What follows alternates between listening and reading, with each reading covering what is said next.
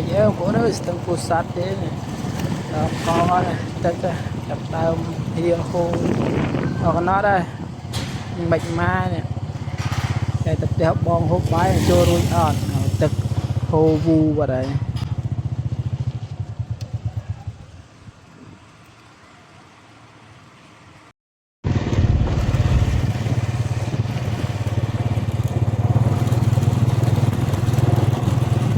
ទៅស្ទឹងពោធិ៍សាត់ของបងនេះឡើងកំពុងជ្រែកនេះ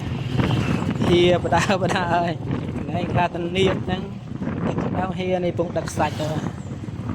មានថាដឹកសាច់ដឹកថ្មដាក់ទុកផ្ទះអញ្ចឹងទៅលេចលងមកហើយតែបើខាងខ្ញុំអត់អីវិញទេខាងខ្ញុំ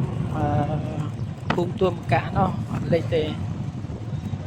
បើទឹកអូលលេចតែបើខេត្តនេះឥឡូវចាប់ដើមបងប្អូនហើយមានអ្នកលេចបដាហើយនេះស្ពានថ្មពោធិ៍សាត់ស្ពានថ្ម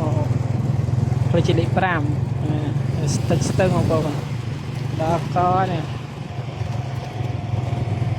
មកពីលើមកភ្លៀងតែម្សិលដូចជាភ្លៀងម្សិលមិញមួយថ្ងៃភ្លៀងខ្លាំងហ៎ដល់ពេលហើយឥឡូវចាប់ដើមទឹកជន់លេចមកបដ ហ្នឹងហើយ